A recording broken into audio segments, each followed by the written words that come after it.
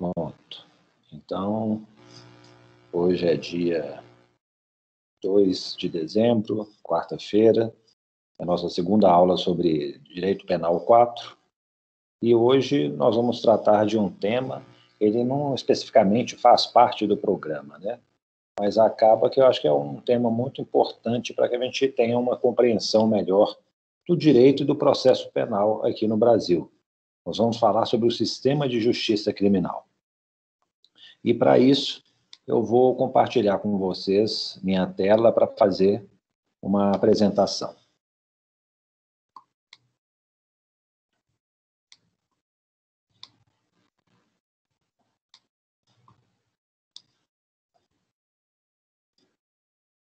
Isso. Então, o sistema de justiça criminal no Brasil. Nós terminamos a aula anterior com esse slide, e eu queria reiniciá-la a partir desse mesmo slide. Como eu havia dito, isso aqui é uma pesquisa, né, de percepção feita pelo Banco Mundial, em que ele classifica as justiças criminais do mundo inteiro.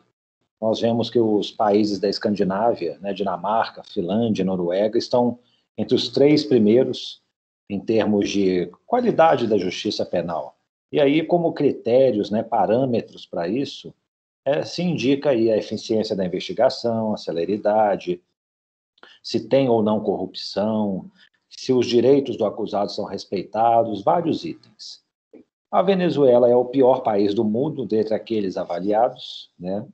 E o Brasil se encontra aí atrás, né, dos 100 melhores ou piores países.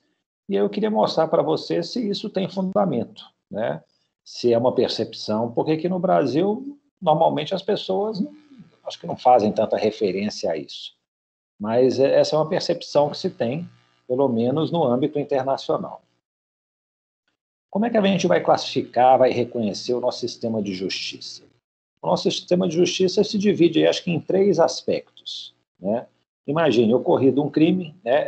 Esse crime vai ser notificado, e aí nós começamos a fase de investigação, a fase extrajudicial, né, que está fora da justiça. E aí vai ser a investigação normalmente conduzida pela polícia. Uma vez concluída a investigação, a gente passa para a fase que é judicial, do processo criminal, o processo penal. Esse processo penal vai ser feita a acusação contra o réu, ele tem um advogado, né, produzem-se provas e o juiz julga.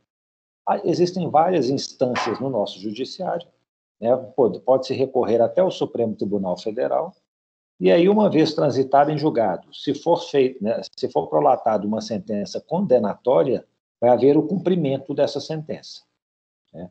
A sentença pode ser simplesmente uma pena de multa, pode ser uma pena privativa de liberdade que vai ser substituída por pena restritiva de direitos, ou seja, né, o sentenciado ele fica em meio livre, ou então pode ser uma pena realmente privativa de liberdade. E, nesse caso, vai para algum estabelecimento penal cumprir essa sanção. Então, o sistema de justiça criminal ele é composto por todas essas fases, né? Nós vamos ver que faz parte dele a polícia, Ministério Público, a Justiça, né? E a administração das penitenciárias dos estabelecimentos penais. Normalmente, quando a gente fala de justiça, né, a gente sempre associa a judiciário, a juiz. Então, tipo assim, qualquer problema na justiça é culpa de juízes. Mas, na verdade, eu acho assim, existe um trabalho cooperativo aqui no Brasil para que se chegue a esse resultado ruim, né? Tanto polícia, Ministério Público, juízes, administração penitenciária trabalham, né, de maneira conjunta ou não, até mesmo separados. Acho que esse é um dos problemas até, né? Cada um no seu quadrado, poucos conversando entre si, para poder apurar, né, e reprimir as infrações penais. Se a gente fosse falar só do sistema processual, né, da fase judicial, nós vamos talvez ter uma aula sobre isso, para uma audiência simulada que eu quero organizar com vocês. Mas, assim, só na fase judicial nós teríamos esse fluxo. Inicia-se aqui em azul no alto, com o oferecimento da acusação, passa-se por várias fases até chegar aqui na sentença. Ou seja, na verdade, passar por esse sistema de justiça é passar por fases, né? Você tem inúmeras fases inúmeros passos que são dados para ir do início ao fim. E isso fica sendo conhecido como fluxo do sistema de justiça criminal. Ele se inicia com um crime, né, passa para a investigação, chega ao processo para terminar com a execução. Uma vez cumprida a pena, a pessoa sai do sistema de justiça. E nele, em tese, ingressou, uma vez que havia cometido um crime. A grande questão é a seguinte: por que as pessoas cometem crimes?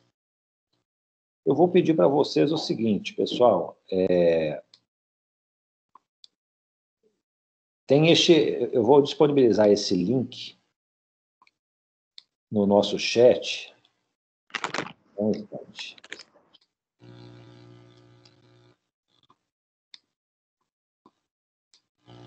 Vocês podem clicar nele.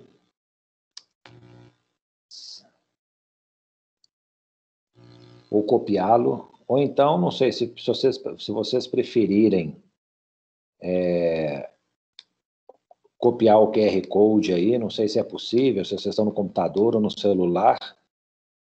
Tem esse QR Code aí também, ó, que vocês podem copiá-lo, porque eu quero que vocês me respondam por que as pessoas cometem crimes. Com 3 palavras. Quais são as 3 causas que vocês acham que são mais comuns, que justificam o cometimento de crimes? Se puderem responder em cada um com uma palavra apenas, melhor. Se não, vocês fazem aí a expressão que acham conveniente.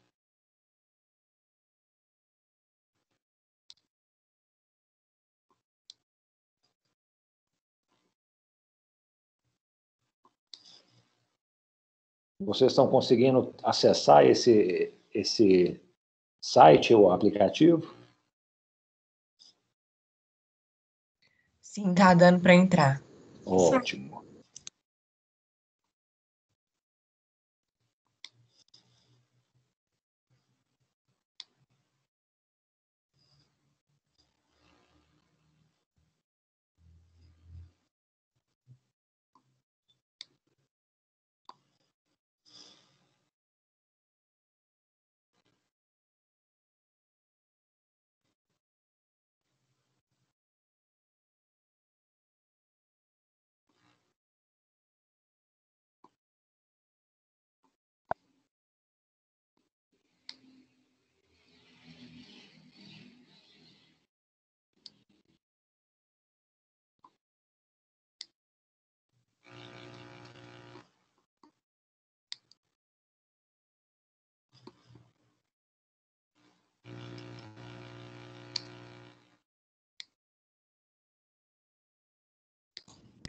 Quando eu tento enviar, parece que não está aberto para votação. Não sei se é Então, só.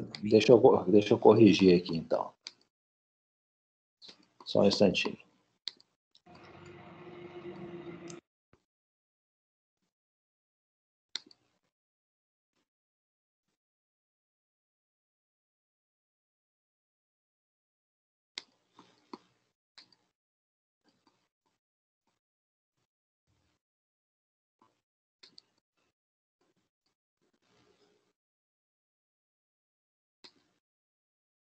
Só um instante, problemas técnicos aqui, pessoal.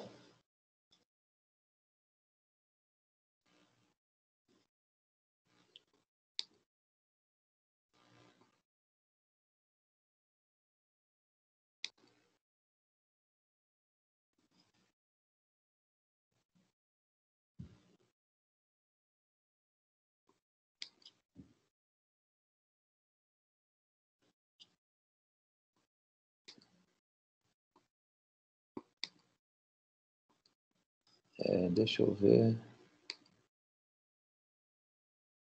Vê se agora foi possível, se abriu, pessoal.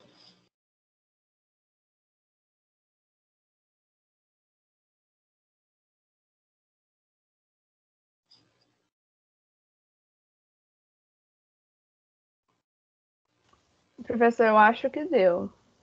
Tá.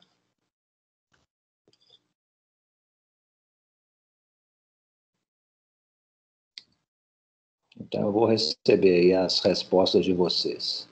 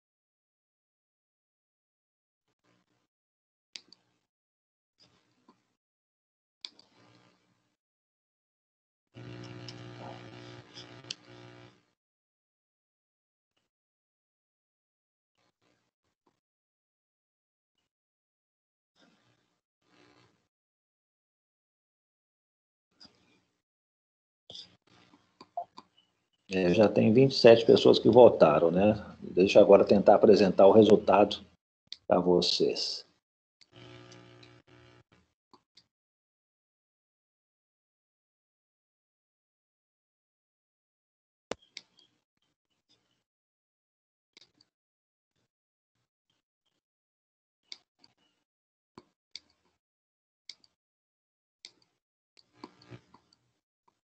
Estou apanhando aqui, mas vamos ver. Mais uma última tentativa. Se não der, a gente avança.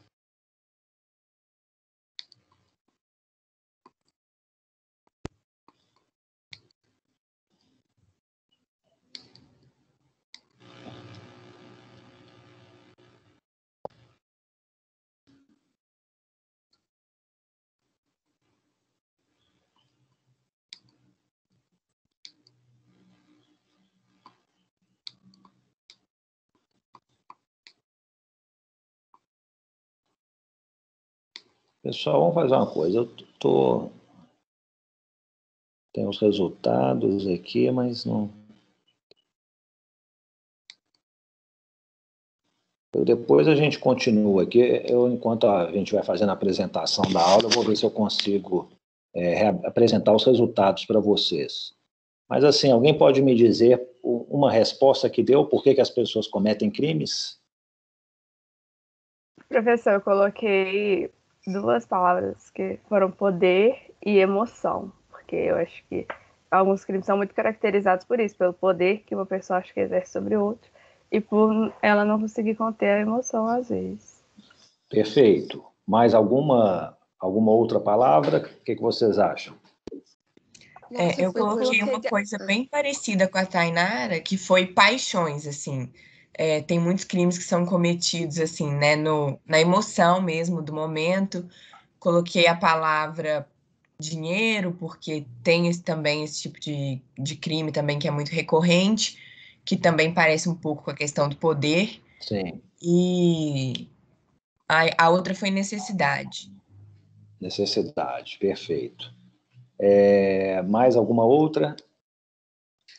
Bom dia, professor. Eu coloquei essas 2 e ganância também, né? Mas tá ligado com dinheiro e poder dinheiro também. Tá, perfeito. Professor, eu coloquei mais também ganância, só que eu coloquei um outro lado também, como a desigualdade, a extrema pobreza levam a cometer certos crimes, ou a ganância, que seria o contrário, né? Para cometer crimes assim, mais políticos, corrupção, e também o sentimento de impunibilidade, que eu acho que tipo, é mais um motivo que leva as pessoas a cometerem um crime. Tá, ótimo. Mais alguma coisa que queiram falar? Algo diferente? Não? Então, aqui, ó, eu vou compartilhar com vocês os resultados. O que vocês mais acharam que seria uma causa para o cometimento de infrações? Deixa eu compartilhar a tela. Vamos lá. Alguém tem uma ideia de qual vai ser o primeiro lugar? A palavra? Antes de eu mostrar? Dinheiro? Vamos ver.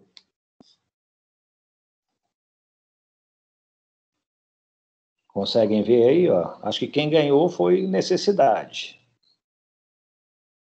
Desigualdade também tem muita coisa. Dinheiro também tem sua importância, ganância, falta de oportunidade. Se a gente somar desigualdade com desigualdade social, talvez seja eu acho que o maior desigualdade aqui. Injustiça, patrimônio, vantagem, vontades, vulnerabilidade, impunidade. Ó, perfeito.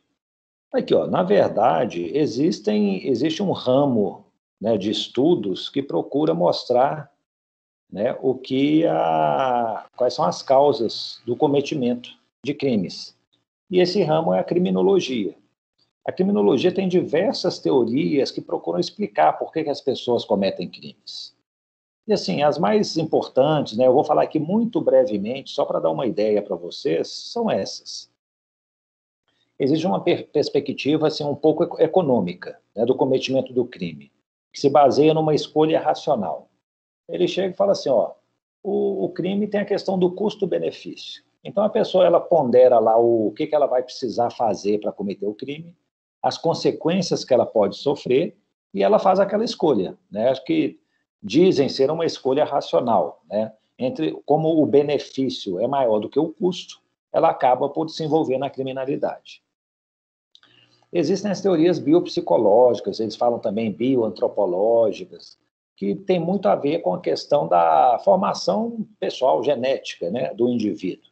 Então, assim, falam que existem pessoas que estão mais predispostas ao cometimento de crimes, existem, por exemplo, psicopatas, pessoas que não têm muita sensibilidade e tal, que até a pena não tem um efeito dissuasório nenhum, porque a pessoa é tão fria né, e não pensa nas consequências do seu ato, não tem nenhuma empatia com o próximo. Então, assim, são aspectos biológicos, psicológicos que motivam as pessoas a cometer crimes. A teoria ecológica também, alguns falam teorias ambientais, dizem respeito ao ambiente onde o indivíduo está situado. Elas tiveram origem lá no que eles chamam de Escola de Chicago, nos anos de 1920 e 1930. E foi curioso assim, que ela surgiu meio da observação, né? Acabou que estava tendo um crescimento econômico nos Estados Unidos, né? Foi a época depois da Depressão, mas assim, começaram a se formar guetos em algumas cidades, inclusive lá em Chicago, onde essa teoria, né, surgiu, e aí eles começaram a falar assim, ó, tem determinados locais da cidade onde a criminalidade é maior, parece que é o ambiente que determina a prática de crimes, né? Existe uma outra teoria do controle social, que eles falam em inglês, né, o labeling approach, né, que é do etiquetamento. Eles falam, ó, na verdade, não tem pessoas mais propensas a cometer crimes, uma escolha e tal. Na verdade, o que acontece é que a sociedade marca as pessoas que vão cometer crimes. Existe, na verdade, um controle social sobre isso. Então, assim, criminoso é o que a sociedade, num determinado momento, fala que é ou não. Então, por exemplo, nós tínhamos antes crimes de adultério, alguns outros crimes sexuais, mendicância, que era, né, tipo atuar como um mendigo. E aí eles falavam assim, na verdade eram rótulos, né, que a sociedade atribuía a pessoas normalmente mais despossuídas, excluídas socialmente. E, por fim, tem a teoria da anomia, que eles falam o seguinte, ó, a sociedade ela está assim, não é em colapso, não, mas falta coesão social. Os indivíduos, eles não se sentem vinculados à coletividade, eles preferem priorizar interesses pessoais aos interesses coletivos, e fazendo isso, acaba que eles defendem mais um interesse próprio, e para ter uma ascensão social, para poder né, estar vivendo a sociedade, eles passam a praticar crimes. Eles não se sentem engajados, né, vinculados às regras estabelecidas socialmente, então eles seguem as próprias regras e atuam ilicitamente. Então, assim, existe uma teoria preponderante, alguma coisa? Eu acho que depende muito, né?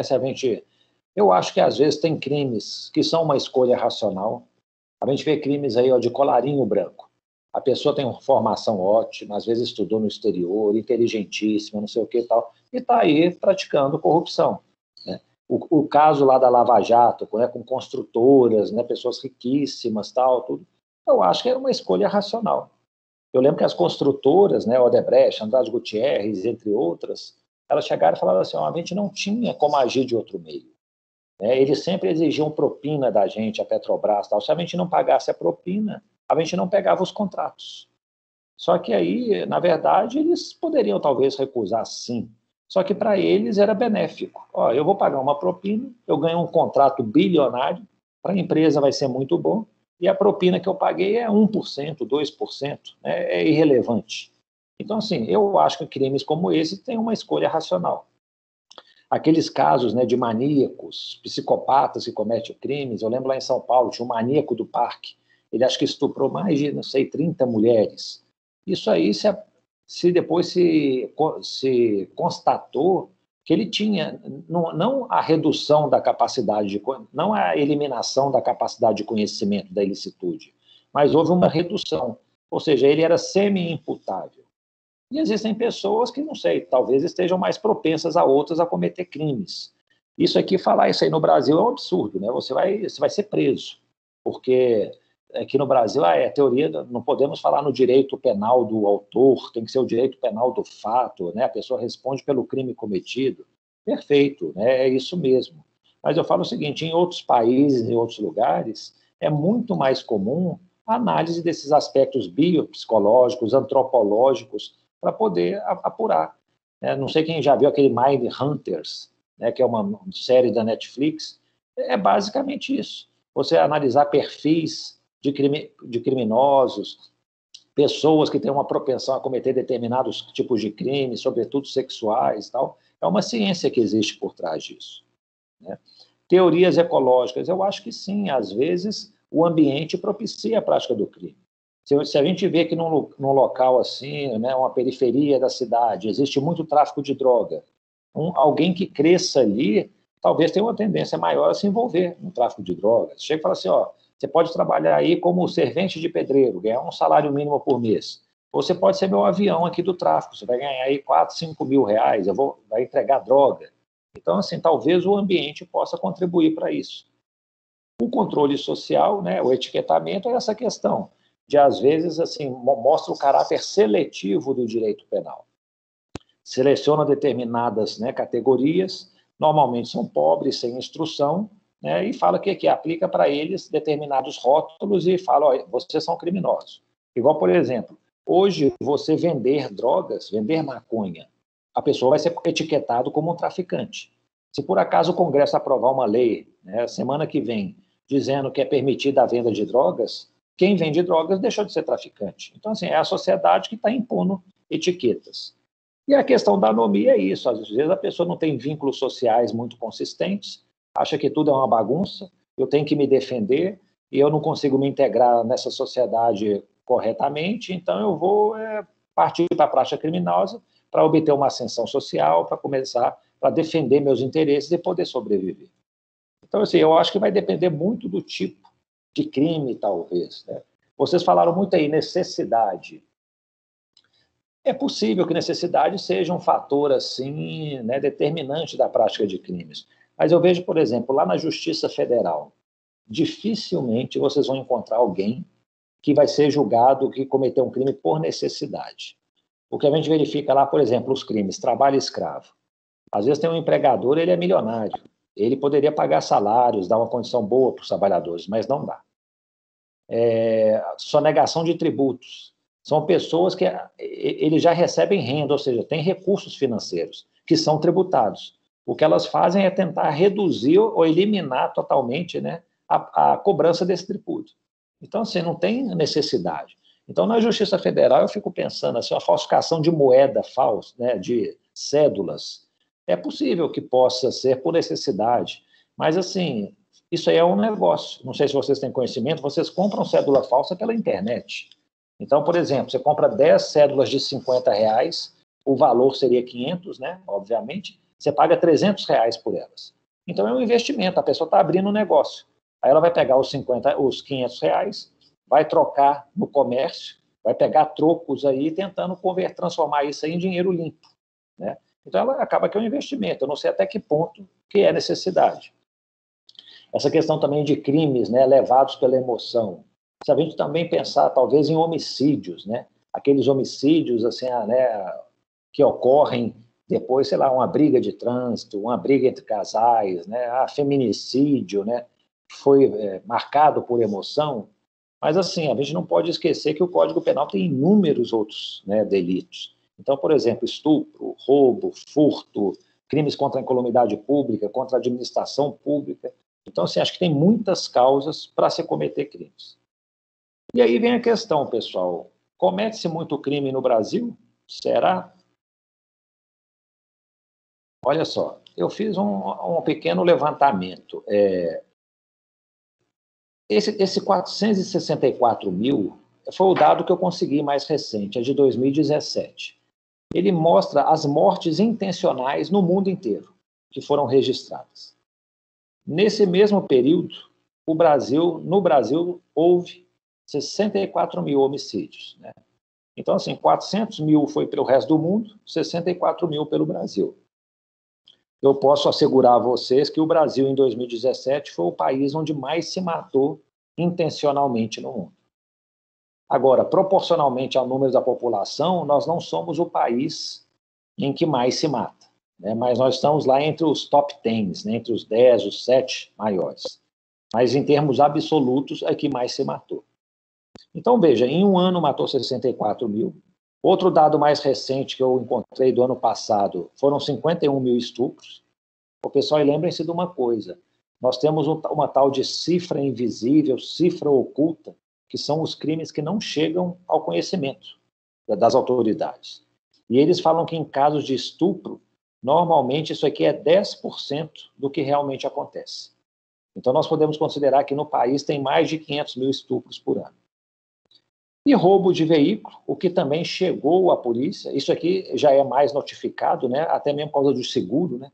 Se você tem que lavrar um boletim de ocorrência, né, para poder recorrer à seguradora. Então, o índice de ausência de notificação em roubo de veículo é muito menor. Mas só da gente somar aqui esses três, nós temos aí uns 300 mil crimes por ano. E a gente fala, nossa, o Brasil se prende demais. É verdade. Eu olhei ontem, né, esse aqui no Banco Nacional de Monitoramento de Prisões, segundo esse banco, né, que registra as pessoas que estão presas provisoriamente, definitivamente. Ontem a gente tinha 884 mil pessoas presas. É a terceira maior população carcerária do mundo, né? Nós perdemos só para a China e para os Estados Unidos. Mas se a gente for pensar bem, pessoal, sinceramente, isso é proporcional aos crimes que se praticam. Se por ano a gente pratica 300 mil crimes, em 3 anos de criminalidade a gente já enche as nossas cadeias. E realmente eu já fiz uma análise, né? Foram dados do escritório da ONU para drogas e crime, né? O ONODC. O Brasil é um dos reis do crime no mundo.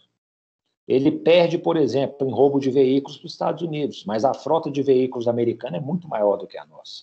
Em termos absolutos de homicídio, nós somos top.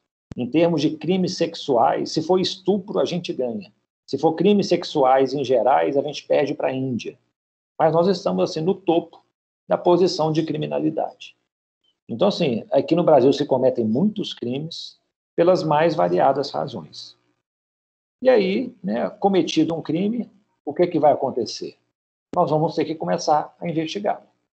E aí eu queria trazer isso para vocês. Vamos imaginar que houve um crime de homicídio, né? Como é que vai ocorrido um homicídio? O que acontece? Quem sabe me dizer? Foi encontrado um corpo. Vão instaurar uma portaria, professor?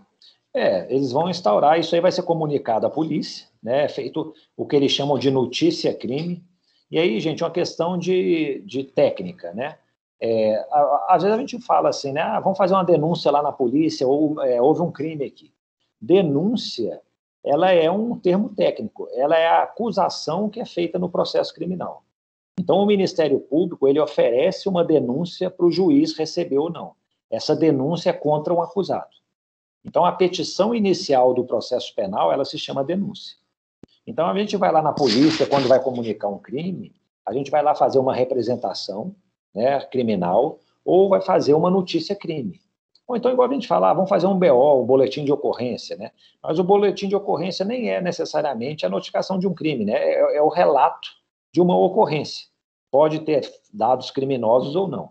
Mas, normalmente, então, a gente vai ou fazer uma representação ou uma notícia-crime. Feito isso, alguém vai investigar, né? Vai instaurar uma investigação. Quem que vai investigar esse crime de homicídio? É possível a gente saber? A investigação eu acho que fica com a Polícia Civil. A Polícia Militar, eu não entendo muito qual é a divisão assim, dessas esferas. Tá, então uma coisa, quantas polícias que a gente tem aqui no Brasil? Vão falando aí para eu ver se vocês estão por dentro. A Federal, a Civil e a Militar. Federal, Civil e Militar, perfeito. Tem mais polícia ou são só essas 3? A gente tem a Polícia Rodoviária Federal, a Polícia Penal agora também, né? Polícia Penal, muito bom. Polícia Rodoviária Federal, já falou, penal, o que mais? Tem mais algum? Polícia Legislativa. Polícia Legislativa, o que mais? Tem a Ferroviária também, não tem? Uma coisa assim? Polícia Ferroviária Federal, muito bem lembrado. Aqui, ó, na verdade, se nós olharmos esse artigo da Constituição, nós vamos ver essas polícias. Militar, Civil, Federal, Rodoviária e Ferroviária Federal, as penais e a Guarda Municipal. Qual que é o papel de cada uma? Eu recomendo que vocês leiam o artigo 144, que lá fala claramente o que cada uma tem que fazer. A Polícia Militar, por exemplo, ela tem que manter a ordem pública, faz o policiamento ostensivo, né, para evitar que crimes sejam praticados. Por que estão lá no centro da cidade policiais militares andando a cavalo, tudo? É para mostrar que existe polícia, vamos tentar coibir a prática de crime. Não sei se vocês se lembram lá da greve na polícia no Espírito Santo, né? Tipo assim, ficou uma terra meio sem lei. E a criminalidade parece que aumentou muito. Por quê? Não tinha polícia na rua, não tinha o policiamento ostensivo, prevenção. Aqueles que estavam lá envolvidos com a marginalidade chegaram, acho que vale a pena, talvez uma escolha racional, está uma boa época de cometer crimes, tá sem polícia, o custo-benefício vai ser maior. E aí eles foram e houve uma grande prática, né, de delitos nesse período. A Polícia Rodoviária Federal e a Ferroviária Federal, elas têm basicamente o mesmo papel, só que é mais restrito. A rodoviária vai cuidar do patrulhamento ostensivo nas rodovias federais e a ferroviária, o patrulhamento ostensivo nas ferrovias. O objetivo das duas é o quê também? Evitar crimes, né? E se por acaso eles veem um crime ocorrendo, eles vão tentar coibir a prática desse crime.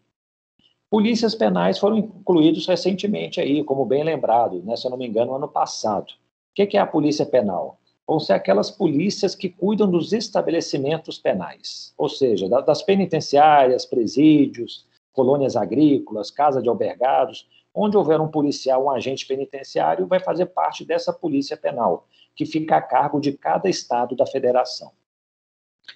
Nesse artigo 144, eles também falam em guarda municipal, cujo objetivo principal é proteger bens, patrimônios o patrimônio da municipalidade. Né? Mas o que acontece? Para fazer isso, eu me lembro que no início, a guarda municipal, eles ficavam andando lá com, acho que um spray de pimenta e aquelas arminhas de dar choque. Então, assim, eles começaram a perceber que isso aí não era suficiente. Ainda que eles queiram proteger, por exemplo, vão proteger o Museu de Arte da Pampulha, a Igrejinha da Pampulha e tal. Mas se chegar lá umas pessoas armadas, né, ainda que com arma branca, com faca, qualquer coisa, talvez um spray de pimenta não resolva. Então, todos os municípios começaram a capacitar e armar as guardas municipais. Então, hoje eu vejo aqui, né, eu estou aqui na Pampulha, toda hora está passando o carro aqui da Guarda Municipal, eles armados, bem estruturados, tudo, fazendo... Eles ocuparam quase que um papel da Polícia Militar. Né? E eu vejo que eles estão muito frequentes aqui, talvez por isso. Tem o Museu de Arte da Pampulha, tem a polícia, tem a Igrejinha da Pampulha, tem alguns locais aqui, né, que o município tem o dever de zelar, e aí fica a cargo da Guarda Municipal. O que vai acontecer? E a Polícia Civil e Federal, ela também faz esse policiamento ostensivo? Não. A princípio, nós chamamos as duas polícias de polícias judiciárias. Por que são polícias judiciárias? Porque são aquelas polícias que vão dar apoio à justiça na investigação de crimes. Então, por exemplo, houve um crime na rua, um policial militar prendeu, a polícia militar não investiga nada. Eles vão conduzir ou para a Polícia Civil ou para a Polícia Federal, para que lá seja instaurado, né, às vezes faz lá um auto de prisão em flagrante, ou então vai instaurar um inquérito policial para poder fazer a investigação. E aí, onde que atua cada uma? A Polícia Civil atua junto da Justiça Estadual, a Polícia Federal, normalmente, junto à Justiça Federal. Eu falo normalmente que a Constituição permite também que a Polícia Federal atue, sabe, no Estado, dando apoio, suporte, sobretudo quando é tráfico de drogas, crime de contrabando, descaminho. Então, assim, mas normalmente, eu como juiz federal, meu contato todo é com a Polícia Federal. Então, todos os inquéritos que já passaram por mim, moeda falsa, trabalho escravo, sonegação de tributos, tem o dedo lá da Polícia Federal. Ela que fez a investigação. E aí, nós vamos ver a competência da Justiça Federal, ela é muito restrita. Nós temos determinados crimes, o resto vai para a Justiça Estadual. Então, a grande carga de trabalho, né, de apuração de crimes fica nas mãos da Polícia Civil, porque, né, a maioria dos crimes ela ocorre no âmbito da Justiça Estadual. Ok, pessoal? Então, nós temos essa diferenciação. polícias que têm um papel ostensivo de prevenção, mas que também fazem a captura, né, tentam evitar a prática do crime, e depois encaminham para a Polícia Civil e Federal, que fazem investigação. Né? São muito comuns aqui no Brasil as investigações feitas pela Polícia Federal, né? Operação não sei o quê, vai lá, apreende bens, busca apreensão, prende pessoas, tal. Isso tudo faz parte da investigação, que é o papel principal da Polícia Federal. Ok? Vamos avançar. Uma vez concluída a investigação... Professor, eu posso fazer uma pergunta rapidinho? Pessoal, ó, fiquem à vontade para me interromper. Eu estou aqui no modo aqui da tela cheia, às vezes eu não vejo levantar a mão, alguma coisa assim, mas fiquem à vontade para perguntar. Tá, joia. No caso de um crime federal, que seria de competência da Justiça Federal, automaticamente você atrai essa atribuição da Polícia Federal e vice-versa também, quando é um crime comum de competência da Justiça Comum, você automaticamente atrai essa atribuição da Polícia Civil, ou você pode ter uma investigação com a Polícia Federal e ir para a Justiça Comum, e ao contrário. Você entendeu a pergunta? Sim, entendi. Automaticamente atrai. Mas essa possibilidade que você falou existe. Então, por exemplo, veja só, eu tenho alguns policiais federais que são conhecidos meus, eu trabalho no aeroporto de Confins, na parte de imigração, né, controle de coisas. E aí o que acontece? Tem crimes que ocorrem lá que são da competência federal. Tráfico internacional de drogas. Eles vão apreendem lá alguém entrando no país ou tentando sair com droga. Eles já pegam, encaminham para a delegacia aqui no Gutierrez, vão fazer lá a superintendência da Polícia Federal. Fazem lá, instauram auto de prisão em flagrante e tal, vão investigar, manda para a Justiça Federal. Agora, às vezes acontece algum problema lá, briga entre dois passageiros. Aí a Polícia Federal interveio, evitou a briga e tal, mas não tem nada a ver com a Justiça Federal. Essa briga entre dois passageiros é da Justiça Estadual.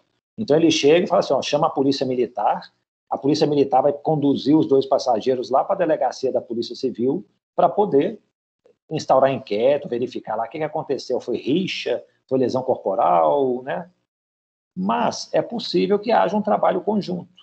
Eu já vi algumas situações em que a Polícia Civil trabalha com a Polícia Federal para, por exemplo, questão de tráfico de drogas. Então, assim, no artigo 144 da Constituição, lá faz referência a algumas infrações que podem ser, né, que são assim, de atribuição à investigação da Polícia Federal.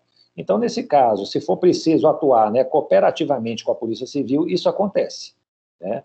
Então, assim, tem sim essa questão das competências bem delimitadas, mas existe também a possibilidade de uma atuação cooperativa. Só para indicar aqui, ó, a polícia é o artigo 144, né? Deixa eu só ver qual parágrafo. Só um instantinho, gente.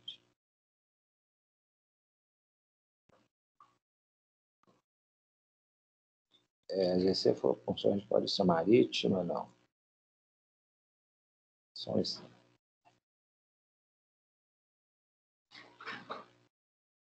Perdi aqui qual que é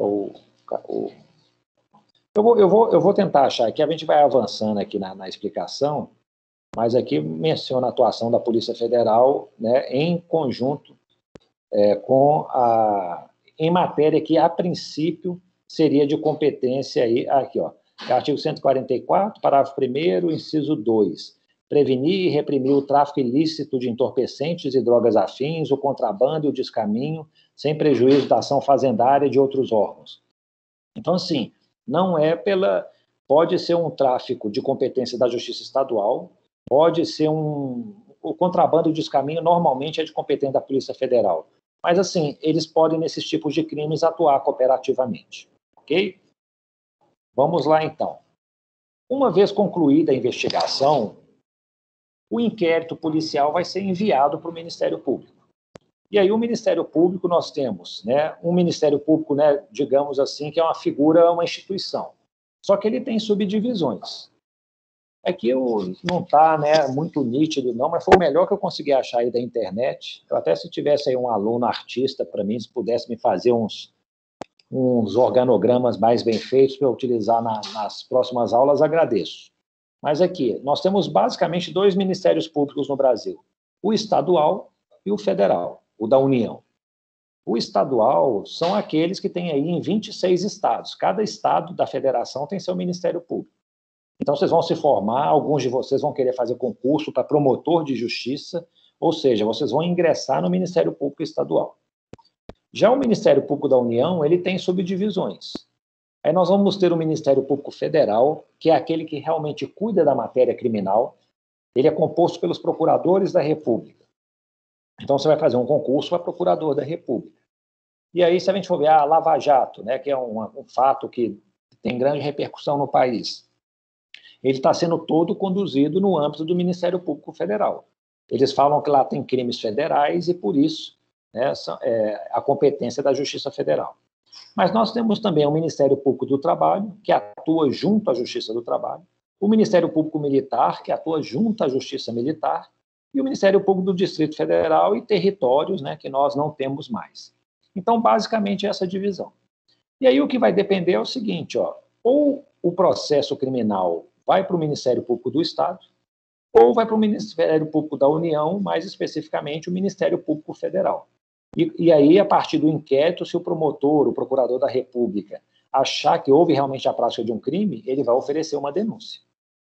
E a quem que ele oferece essa denúncia? Ele vai oferecer a denúncia à Justiça, né, a petição inicial da ação penal que é movida contra o acusado.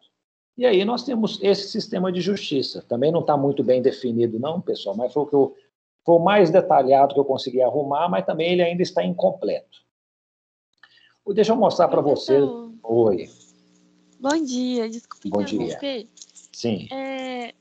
Sobre, por exemplo, a segunda instância, seria um Ministério Público judicial, né, do Estado ou normal mesmo? Vai depender de qual instância. Igual, por exemplo, no Tribunal de Justiça aqui em Minas, né, tem o Ministério Público que atua lá, dando pareceres.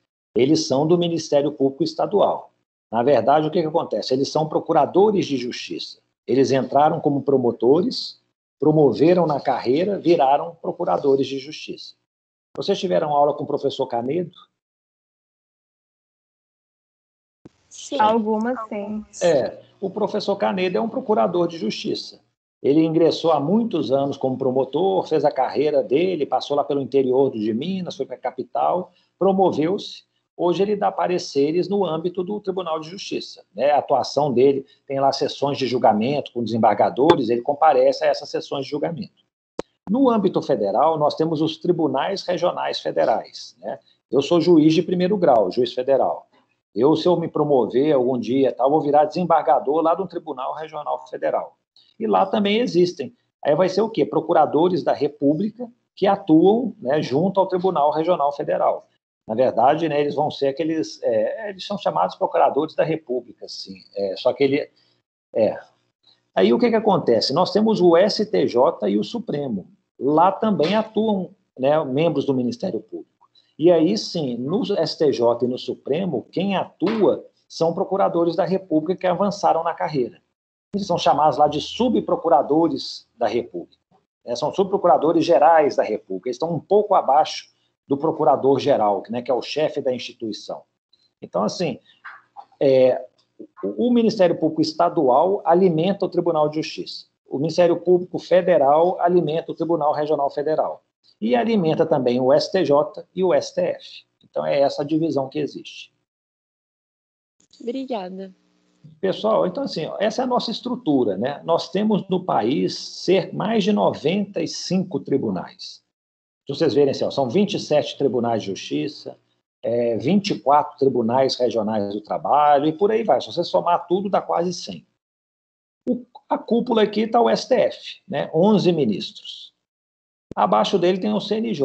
O CNJ ele foi incluído como um órgão judicial, mas, no fundo, ele não é um órgão judicial, né? O Conselho Nacional de Justiça ele vai fiscalizar a atuação dos tribunais e dos juízes. Basicamente isso, né? Organizar administrativamente a justiça no país. Mas ele foi colocado aqui abaixo do Supremo para quê? Para fiscalizar todo o Poder Judiciário, menos o Supremo Tribunal Federal. Quem que fiscaliza o Supremo Tribunal Federal aqui no Brasil, pessoal?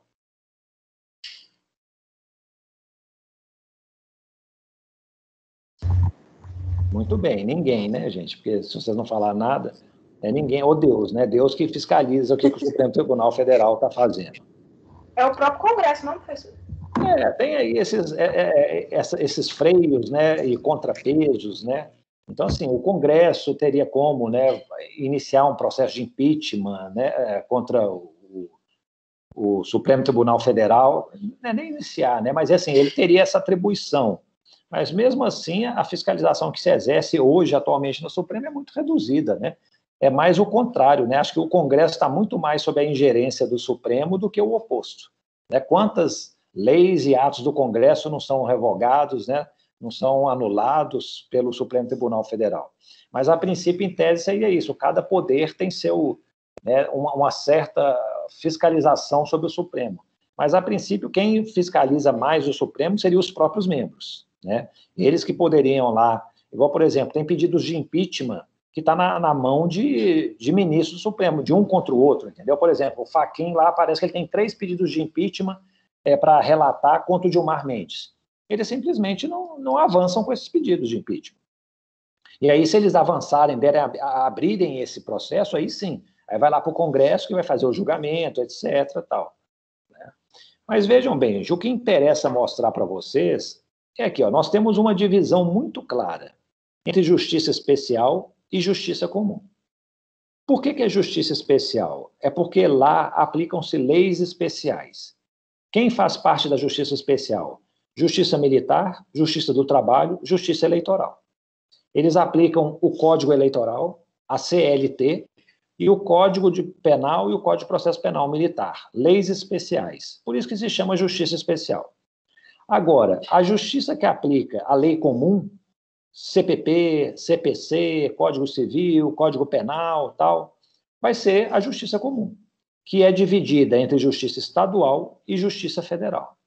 Então, nós temos aqui juízes de direito, que são juízes estaduais, juízes federais, recurso para o Tribunal Regional Federal, recurso para o Tribunal de Justiça Estadual. Tiveram aula com o professor Fernando Galvão? Sim. Isso. O professor Fernando Galvão, ele é um juiz aqui do TJM, Tribunal de Justiça Militar. Ele é um tribunal de justiça estadual, porém com a matéria específica, né, a matéria militar. Mas ele é considerado como uma parte assim, ele é uma figura meio híbrida, né? Ele aplica a lei especial, mas a recursos do Tribunal de Justiça Militar vão para o STJ. É diferente, pessoal, no outro extremo aqui, a gente está vendo aqui o STM, Superior Tribunal Militar. E essa justiça militar aqui é uma justiça militar federal. Ela vai julgar os oficiais do Exército, membros do Exército, Marinha, Aeronáutica. Né? São a força militar do país federal. Agora, a justiça militar estadual, ela julga policiais militares e bombeiros militares. Ok? Então, tem essa distinção. Existe uma justiça dessas todas que não tem competência penal. Sabem me dizer qual?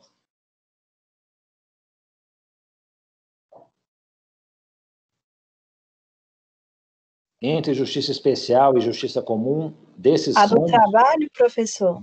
A do trabalho. A do trabalho não tem competência criminal. Então, você vai ter, na justiça militar, você vai ter julgamento de crimes militares. Na justiça eleitoral, você tem julgamento de crimes eleitorais. Na Justiça Federal, você tem um julgamento da competência, né, que ela tem de crimes. O que a Justiça Federal julga? Ela julga crimes contra a União, autarquias federais, fundações federais, empresas públicas federais. Ela julga crimes de trabalho escravo, contra o sistema financeiro, contra a organização do trabalho. Tem uma competência expressa. O resto vai para a Justiça Estadual. Né? Também a Justiça Estadual julga o grosso dos crimes no país. Estupro, homicídio, roubo, furto, tudo basicamente é na Justiça Estadual. Mas agora, se for um furto da UFMG, vai para a Justiça Federal, porque lesou uma autarquia federal. Tem várias regrinhas de competência. Mas a Justiça do Trabalho, ela não tem competência penal nenhuma. Sabe, assim, é o único ramo da Justiça que não julga crimes. Embora eles tenham aí vários pedidos, né, emendas constitucionais, tal, para julgar, por exemplo, crimes contra a organização do trabalho, crimes de trabalho escravo, né, redução à condição análoga de escravo, mas isso ainda não vingou. Então, pessoal, dependendo do tipo de crime que se comete, a denúncia vai ser encaminhada para alguma dessas coisas. A denúncia, por exemplo, ela pode ser encaminhada diretamente para o STF. Basta que o agente que tenha cometido o crime seja, por exemplo, um senador, um deputado federal. É a competência originária do Supremo. Então, o Supremo vai receber essa denúncia. Mas, normalmente, a denúncia é oferecida aqui em primeira instância. Normalmente para a Justiça Estadual, que, como eu disse, é o grosso dos casos no país, ou para a Federal, ou, se for crime militar ou crime eleitoral, para uma dessas justiças aqui. Mas, por exemplo, o STJ tem competência para julgar os desembargadores dos tribunais de justiça. Então, o desembargador, tem até um desembargador aí no Tribunal de Justiça de Minas, ele é até presidente do TRE, né, ele presidiu as eleições aí, ele é acusado, acho que de corrupção, não sei, ele está sendo julgado pelo STJ. A denúncia foi oferecida diretamente lá no STJ. Ok? Eu queria agora, pessoal, que vocês fizessem a seguinte coisa. Escrevam no chat, eu vou marcar o tempo aqui, o mais rapidamente possível. Pode ser sem nenhuma coordenação, né? Cada um por si mesmo, mas é questão de velocidade. Os integrantes do Supremo Tribunal Federal. Podem começar.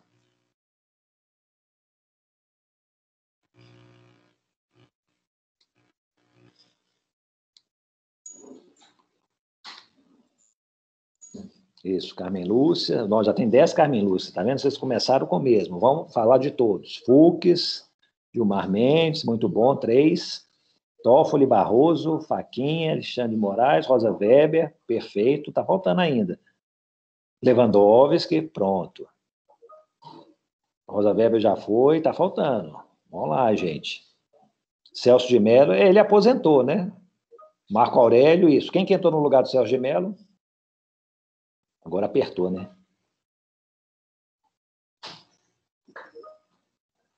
Pronto, Cássio Nunes. Isso, gente. Muito bom. Vocês gastaram aí 45 segundos, né, para poder escrever o nome de todos os ministros do Supremo Tribunal Federal. Tá bom, né? Menos de 1 minuto. Agora vou pedir um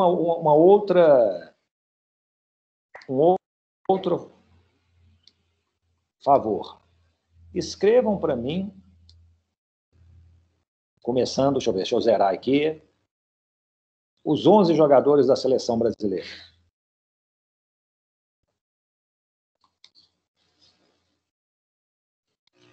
Neymar, todo mundo conhece o Neymar, ó, tá bom.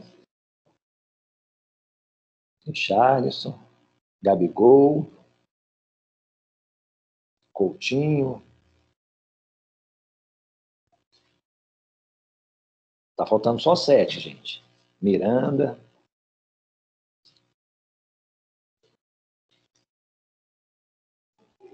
Alisson, né? Goleiro. 6, tá faltando só 5.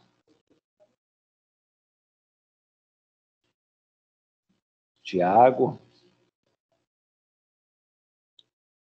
Aqui, ó, já se passaram 45 segundos. Pessoal, talvez isso seja um bom sinal, né? Vocês estão sabendo melhor os nomes dos ministros do Supremo do que os jogadores da seleção. Mas isso realmente é curioso. Até um tempo atrás não era isso que acontecia. Se a gente for pensar assim, em 20 anos, sei lá, 10 anos, a atuação do Supremo era muito mais discreta, muito menos, né, assim, né, não estava na mídia com tanta frequência. Às vezes, nossa, teve de Supremo Tribunal Federal que ninguém no país sabia quem eram os ministros. Hoje já se mudou isso completamente, né? Parece que o tribunal está no poder, no centro das atenções. E acaba que a seleção, há uns tempos atrás, a gente acho que sabia a escalação toda de cor, mas hoje em dia isso aí perdeu um pouco esse conhecimento. Mas o que eu quero falar para vocês, né? Vou acelerar um pouquinho.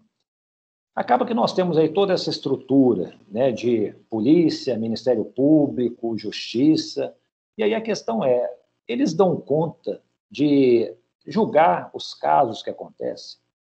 Nós temos um grande problema, aí eu tenho que falar um pouco da justiça civil também, não só criminal, mas da justiça civil no Brasil, porque assim, nós temos o que eu chamo de justiça grátis. Você consegue ir na justiça por meio do juizado especial, ou na justiça do trabalho, que eles chamam de jus postulandi, sem nenhum advogado. Você vai lá sozinho, consegue ajuizar uma ação. Nós temos muito advogado no Brasil. Para vocês terem uma ideia, por ano se formam 95 mil bacharéis em direito. Nós temos, acho que, mais de 1.400 faculdades de direito no país. Para vocês terem uma ideia da concorrência que vocês enfrentam, tudo, lá nos Estados Unidos, que tem uma população 50% maior do que a gente, eles têm, acho que, 204 faculdades de direito. Aqui são mais de 1.400. Eu descobri que onde, gente? Foi na China ou na Índia? A Índia também, que tem, assim, tem mais de 1.000 faculdades. Então, acho que, assim, Índia e Brasil, eles estão, assim, no topo de faculdade de direito. E nós temos também o que eles chamam na justiça civil, que é assistência judiciária. Se a pessoa não tem condições de pagar a custas de um processo, as despesas e tal, o juiz concede assistência judiciária, ela pode litigar sem desembolsar dinheiro. Acontece que o problema, por exemplo, o meu tribunal fala que é pobre quem ganha menos de 10 mil reais por mês. Então, assim, e bruto, né? Valor bruto, não é nem... valor líquido, né? Já descontado, ou seja... Então, assim, isso aí é menos de 2% da população brasileira, que vai ser considerado rico, que vai pagar a justiça, né? Custas, despesas processuais. Isso o que acontece? Gera aí um baixíssimo custo para quem quer litigar. A pessoa está lá em casa, sempre fala, quer saber de uma coisa? Eu vou ajuizar uma ação aí, eu não vou perder nada, eu não preciso pagar nada. E um baixíssimo risco, porque se ela perder, não tem consequência nenhuma. O que acontece? Os tribunais, então, eles ficam entulhados de processos. Nós temos hoje no Brasil cerca de 80 milhões de ações tramitando no país. Para vocês terem ideia, a Índia, né? A Índia tem mais de 1 bilhão a população. Nós lá são, acho que, aproximadamente 30 milhões de processos. Esse número aí perto da Europa também é pouquinho, assim, é enorme, né? Na Europa não tem tanto processo. O que a gente pode talvez comparar é com os Estados Unidos. Lá nos Estados Unidos parece que assim, eles computam que entram 100 milhões de processos por ano na justiça americana. E eles têm uma justiça muito menor, mais enxuta do que a gente. Acontece que lá eles têm muito mais mecanismos de resolução de conflitos, sabe, extrajudicialmente. Mediação, arbitragem, etc. Acaba que assim, imagina uma vara do interior aqui de Minas Gerais. O juiz está julgando lá causas cíveis, causas criminais. As causas cíveis entram assim aos milhares por ano, né? É baixo custo, baixo risco.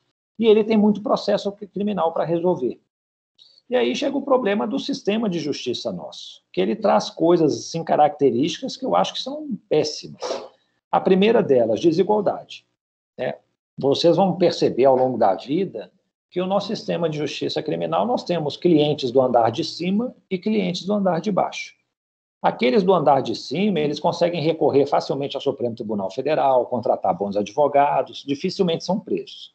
Agora, se você é do andar de baixo, você foi preso em flagrante, você vai ficar preso durante o curso do processo, provavelmente vai ser condenado, não vai ter recurso nenhum, você não tem advogado, vai ser um defensor público que está cuidando da sua defesa, provavelmente ele está entulhado de serviço, ele não vai ter condição. Se ele achar que a sentença foi mais ou menos justa, ele não recorre. E aí você já vai estar cumprindo pena. Se a gente for verificar, pessoal, não tem no Brasil mais do que 0,5% da população carcerária pessoas com curso superior. E nós temos na nossa população, mais de 10% da população brasileira tem curso superior. Existe uma desproporção muito grande. Agora, se vocês pegarem aí 70% da população carcerária tem o primeiro grau completo, né, ou é analfabeto, né, ou seja, são pessoas muito pobres e de baixa instrução. Afora essa desigualdade material que existe, nós temos uma desigualdade simbólica que é muito grande. Vocês já ouviram aí falar em foro privilegiado? Algumas pessoas têm um julgamento em determinadas instâncias diferentes. Se eu por acaso cometer um crime junto com vocês vão ser julgados em primeiro grau. Eu vou ser julgado pelo Tribunal Regional Federal. Deputados e senadores são julgados pelo Supremo Tribunal Federal. Ou seja, nós temos a própria lei brasileira, ela admite essa desigualdade, tratamentos diferenciados. E isso é muito ruim, quando a própria lei admite isso. Por exemplo, juiz e promotor, eles podem escolher dia para depor se eles são testemunhas no processo. Vereador, ele não precisa participar de julgamento pelo júri, como jurado. Parlamentar, ele tem imunidade, né? Não só imunidade, até de julgamento, se a Casa Legislativa aprovar, para ele não ser julgado enquanto ele estiver, né, exercendo o mandato. Advogados têm prisão especial no caso de cometimento de crimes. Então, assim, diversas categorias têm um tratamento diferenciado. E aí, isso que eu falo, eu acho muito ruim que a lei albergue isso, dê tratamentos legais diferenciados para determinadas castas. Mas é o sistema desigual que a gente possui. Habeas corpus, né, gente? Ela é uma ação que visa garantir a liberdade de locomoção. Em qualquer lugar do mundo você vai encontrar habeas corpus. Mas não existe um lugar no mundo em que haja tanto habeas corpus quanto o Brasil. Aqui no Brasil, a gente usa habeas corpus não só para liberdade de locomoção, mas para várias coisas. Você fala que a prova no processo é ilícita, você quer excluir a prova do processo. Você pede ao juiz para excluir. Se o juiz não exclui, você pode recorrer para o tribunal com habeas corpus e falar, tribunal, exclua essa prova ilícita do processo. Tudo você pode alegar em habeas corpus. Uma vez eu conversava com uma advogada canadense, ela falou, lá no Canadá a gente pode alegar em habeas corpus muitas coisas, que não só, né, a prisão, está preso, vamos defender a liberdade de locomoção. Mas para se alegar isso, usar o habeas corpus, a pessoa tem que estar presa. Então, assim, ele está preso e eu vou pedir para excluir a prova no processo. Pode. Aqui no Brasil, não. Aqui os réus soltos podem impetrar quantos habeas corpus quiserem. Por isso que lá no Sérgio Moro, né, na Lava Jato, foram impetrados acho que mais de 300 ou 400 habeas corpus. Por quê? Era o meio mais fácil de se chegar aos tribunais superiores questionando coisas que o juiz não aceitou em primeiro grau. Então, se vocês forem ver hoje nossos tribunais de justiça, federal, Supremo Tribunal, STJ, eles estão lotados de habeas corpus. Ou seja, é muito processo. Eles até deixam de julgar os outros casos, porque habeas corpus tem prioridade. Prescrição é uma coisa horrorosa no nosso país. Acho que não se fala muito nisso, mas é um sistema totalmente irracional. Eu me lembro quando eu estava em Michigan, né, eu fui lá para estudar o plea bargaining, né, aquela negociação que existe entre o advogado e o promotor, né, para estabelecer a condenação, qual pena, não sei o quê, para ver se era possível ser aplicado aqui no Brasil. E aí, quando eu estava lá, eu tive que apresentar esse meu projeto para os outros pesquisadores do mundo inteiro. Tinha lá americano, japonês, coreano, alemão e tal. A coisa que eu mais ouvia quando eu falava do nosso sistema de justiça era uau. Eles ficavam impressionados. Eu falava, gente, prescrição no Brasil existe antes do processo, durante o processo e depois do processo. Uau, é mesmo? Como é que funciona isso? Porque, por exemplo, lá nos Estados Unidos, prescrição só tem antes do processo. Então, assim, a pessoa cometeu o crime, ela não foi localizada num determinado período da prescrição, não pode iniciar ação penal. Aí prescreveu. Agora, uma vez iniciada a ação penal, não tem mais o que se falar em prescrição.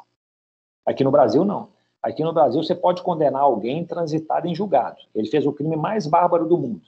Mas se por acaso ele fugir e a polícia não conseguir localizá-lo, o prêmio dele vai ser a prescrição. Ou seja, vale a pena você agir de má fé.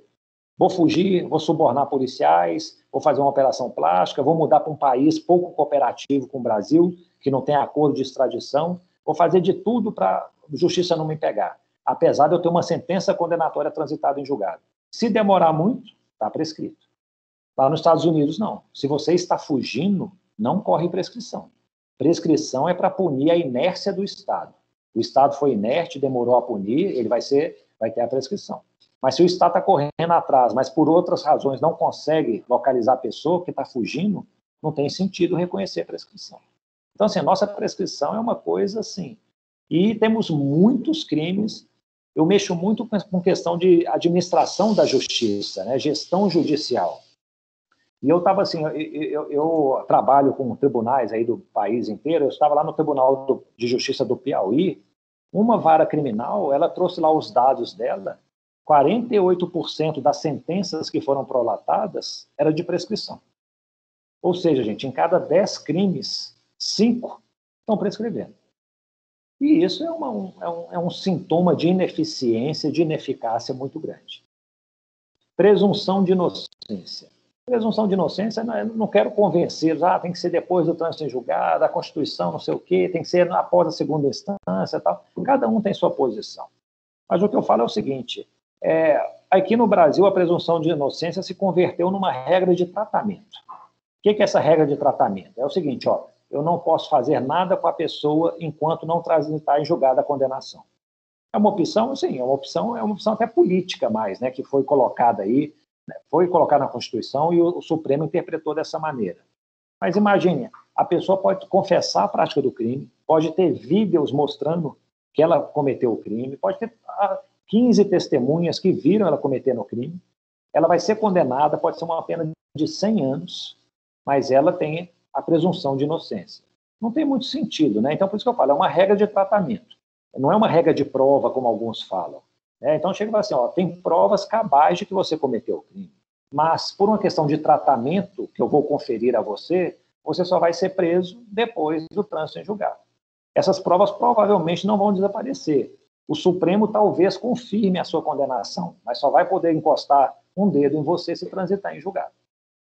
Então, acaba que isso aí faz o quê? Faz com que os processos durem muito tempo, né? Que a execução, isso é um estímulo para que os advogados recorram até a última instância. E um exemplo muito clássico disso é a chacina de Unai. Eu não sei se vocês têm conhecimento a respeito disso, mas na chacina de Unai, o que aconteceu? Auditores fiscais do trabalho e um motorista estavam fazendo uma fiscalização, foram mortos. Isso ocorreu em 2004, tem 16 anos.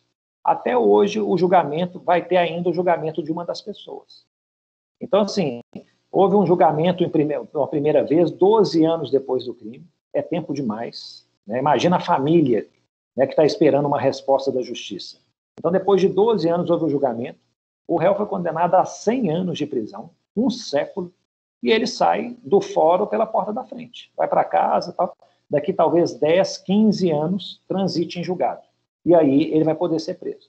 Mas o que vai acontecer? Vai acontecer igual o João de Deus, aquele Roger Abdelmaci, vai assim, mas eu já estou tão velho, eu não tenho condição de aguentar a prisão, não, então deixa eu ficar em casa. E pronto, recebe uma prisão domiciliar.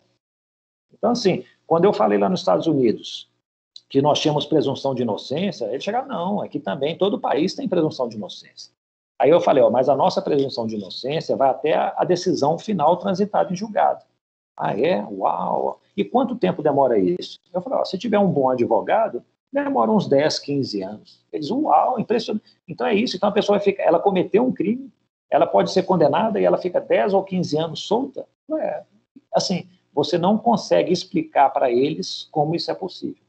Mas internamente, a gente acha isso uma coisa muito natural, né? Aliás, aqueles que falam que a pena tem que ser executada antecipadamente, já são vistos como assim, pessoas retrógradas, pessoas extremamente punitivas, que não têm noção da realidade. Então, assim, né, o direito penal brasileiro, ele trabalha muito nisso, né, nesse binômio.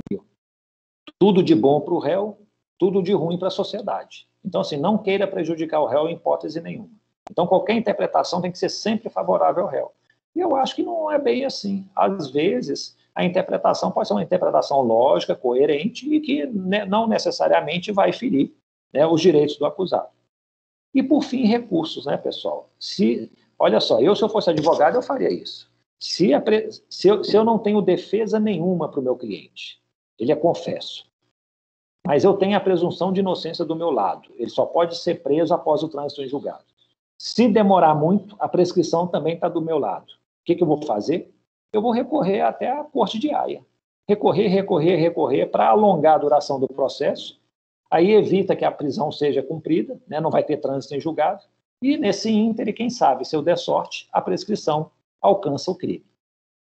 E aí, para vocês terem uma ideia, né? Os nossos recursos aqui no Brasil. Imagine um juiz de direito estadual ou um juiz federal como eu. Tem o Tribunal Regional Federal que vai julgar o recurso, ou o Tribunal de Justiça, recurso para o STJ, recurso para o Supremo Tribunal Federal. Parece essas bonequinhas russas, você já viram, a matriosca? Cada vez você vai tirando uma bonequinha de dentro da outra. Até não ter fim, ou chegar numa assim, que você fala, não, nem imaginava que tinha tanta bonequinha uma dentro da outra. Isso é o sistema recursal no Brasil. Você vai tirando uma bonequinha de dentro da outra. E quanto menos espera, você tem lá dezenas de recursos no processo.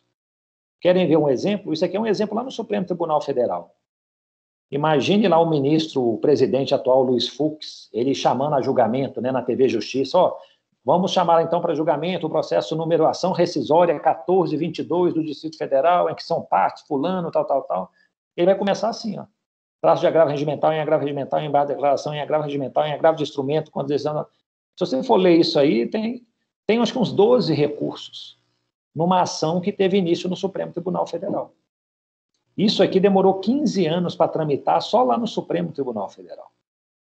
Ou seja, a gente acha que recurso é só aqueles 4, né, uma instância para outra, né? Não. Dentro de cada instância, nós temos a possibilidade disso aí, ó, de ter 10, 15 recursos. Então, um sistema como esse, pessoal, é muito difícil que ele funcione. Aqui em Minas Gerais foi feita uma pesquisa, eles falaram o seguinte: em casos de homicídio, desde a data do crime até o primeiro julgamento, demoram-se 6 anos e meio. Da data do crime até o trânsito em julgado, demora-se em média 15 anos. Para o réu, isso é ótimo. Mas imagine assim para a família da vítima, né, que tem que aguardar 15 anos para que a justiça dê uma resposta definitiva, né, para a morte de um pai, da mãe, de um filho. Aí eu acho que nós temos um problema muito grave. E isso aí, né, não se explica por falta de dinheiro. Isso aqui foi uma pesquisa muito interessante que foi feita pela OCDE, né, Organização dos Estados para a Cooperação e Desenvolvimento Econômico. O Brasil ainda não faz parte, né? Está o Bolsonaro aí falando que está querendo entrar na OCDE, não sei o quê, tem alguns benefícios. Mas os países que fazem parte lá, foi feita a seguinte pesquisa: quanto que se gasta com o judiciário proporcionalmente ao produto interno bruto, né? A riqueza que o país produz em um ano. Aí nós vimos aqui, ó, o Japão. O Japão gasta 0,05% com o judiciário. Aí vai aumentando. A Itália, né, que é um país que a gente adota muito como referência, gasta 0,2% do PIB com o judiciário. Israel é o que gasta mais. Ele gasta 0,82% com o judiciário. Onde vocês acham que o Brasil vai estar? Aqui no início, no meio, no fim, fora da tela do computador? Eu acho que é mais de 1%, não é, professor? Este ano foi divulgado que ano passado o Brasil gastou 1,5% do judiciário. Aumentou. Em 2018 tinha gasto 1,4%, este ano gastou 1,5%. Pessoal, isso aqui são despesas proporcionais, né? É possível, por exemplo, Estados Unidos, que ele gaste mais com o judiciário, Estados Unidos gasta acho que 0,14% com o judiciário. Mas em termos de valor, às vezes ele gasta lá 500 bilhões de reais com o judiciário. Nós gastamos 100 bilhões de reais com o judiciário. Mas, né, proporcionalmente, a gente gasta 7 vezes mais do que os Estados Unidos, 7 vezes mais do que a Itália. E aí a gente fala assim, não, mas pelo menos a nossa justiça funciona muito bem. Eu tenho minhas dúvidas disso. Muito pelo contrário. Nossa justiça tem que melhorar muito. Talvez vocês ainda não tenham, né, causas, ações na justiça, não estão lá para ver, não sei se já fazem estágio em alguma coisa, que basta você começar a atuar. É lógico que você vai ter ilhas de excelência, lugares que funcionam bem e tal, mas esse não é o padrão. O padrão é de muita ineficiência, muita morosidade, muita impunidade, né, e muito gasto, desperdício. E aí o que acontece? Uma situação como essa leva a descrédito na justiça, impunidade, prejuízos econômicos. As pessoas que trabalham lá ficam doentes, desmotivadas. É tão comum na justiça falar, eu estou aqui enxugando gelo. Né? O que é enxugar gelo? É uma coisa impossível. Eu enxugo, mas ele continua molhado. E no âmbito penal, acho que o que mais importa, né, que está relacionado a gente, é essa questão da impunidade. Né? Pô, mas não é uma contradição, nós temos a 3ª maior população carcerária do mundo? Sim. Mas se o sistema fosse realmente efetivo, pela quantidade de crimes que se praticam, né, é lamentável dizer isso, a população deveria ser muito maior. E talvez, assim, nós temos as escolhas que a gente faz, né, na população carcerária brasileira, 70% são de pessoas que cometeram crimes contra o patrimônio ou crimes de tráfico de drogas. Se houvesse, por exemplo, talvez uma legalização do comércio de drogas no país, como, né, houve no Uruguai, nos Estados Unidos, em alguns estados, tal, provavelmente essa população carcerária diminuiria muito, porque, né, esses crimes de tráfico de drogas acho que seriam bastante reduzidos. Não sei, né, é uma hipótese. Mas, assim, acaba que em relação à impunidade, isso aí, gente, eu trago dados frescos. Isso aqui foi uma pesquisa que nós fizemos na Clínica de Trabalho Escravo. Né? Eu não sei se eu já falei para vocês, né, que na UFMG, na faculdade, nós temos a Clínica de Trabalho Escravo e Tráfico de Pessoas, é um projeto de extensão que presta assistência jurídica, né, às vítimas de trabalho escravo e de tráfico de pessoas. E eu, com a professora Lívia Miralha, né, professora de Direito do Trabalho, nós somos os diretores dessa clínica. Nós fizemos uma pesquisa grande agora, acabamos de concluí-la, foi pelo Ministério, né, foi financiada pelo Ministério da Família, Mulher e Direitos Humanos, e pelo PNUD, né, que é o Programa Nacional de Desenvolvimento da ONU. Nós apuramos o seguinte: de 2008 a 2019, foram acusados 2.679 pessoas por artigo 149 do Código Penal, redução à condição análoga de escravo. Nesse período, 1.752 pessoas foram julgadas. Condenados em primeira instância, 441. Condenados em segundo grau, definitivamente, né? Não em segundo grau, definitivamente, 112. Isso significa o quê? Dos casos julgados, 6,3 foram condenados. Então, assim, para cada denúncia que o Ministério Público Federal oferece na Justiça Federal por trabalho escravo, de cada 100, 6 são condenados definitivamente. Aí eles vão ser presos? Não, provavelmente não. Desses 6, desse grosso aí, acho que só 1,5% pode vir a ser preso. A pena foi superior a 4 anos, né? Então não admite a substituição por pena restritiva de direito. Então aí, eu acho que é um índice muito baixo, pessoal. Lá no Japão, eu estava fazendo uns estudos a respeito disso, é o outro extremo. No Japão, de cada 100 acusados, 99,9 são condenados. Se for homicídio, esse índice cai um pouquinho, 99,7. Ou seja, lá é uma máquina de condenação.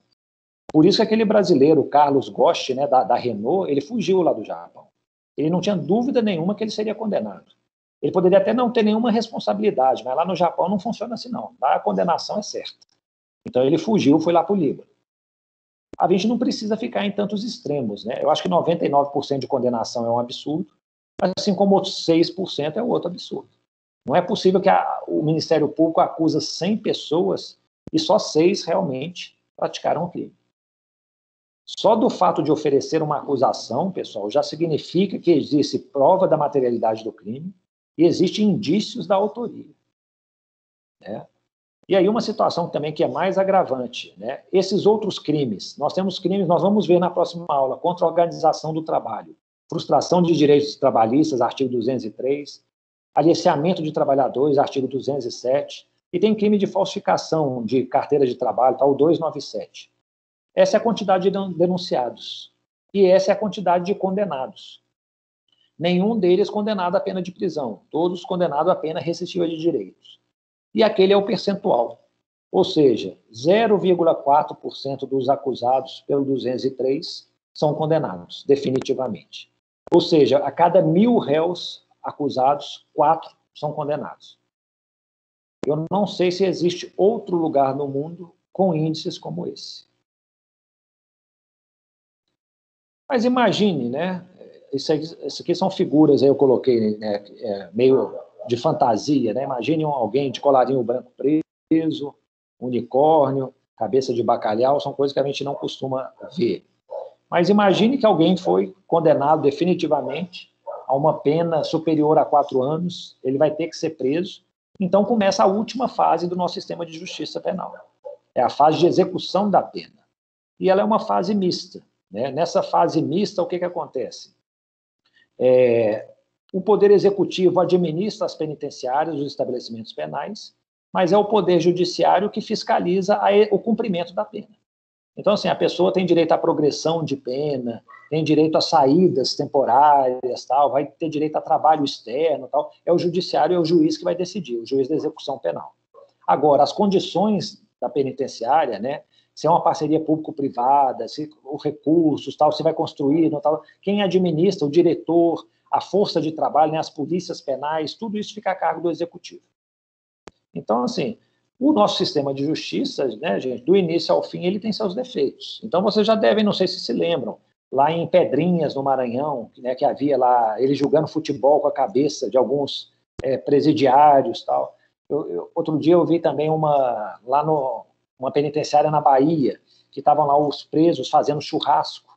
Aí estava lá eles segurando lá uns facões, caixa de cerveja, tudo. Eu falei, gente, qual que é o grau de segurança de uma penitenciária, né? Presos lá com facão, espeto de churrasco, tudo. Ou seja, na verdade, no Brasil funciona mais ou menos assim. Coloca a pessoa lá dentro, joga a chave fora e eles se viram lá.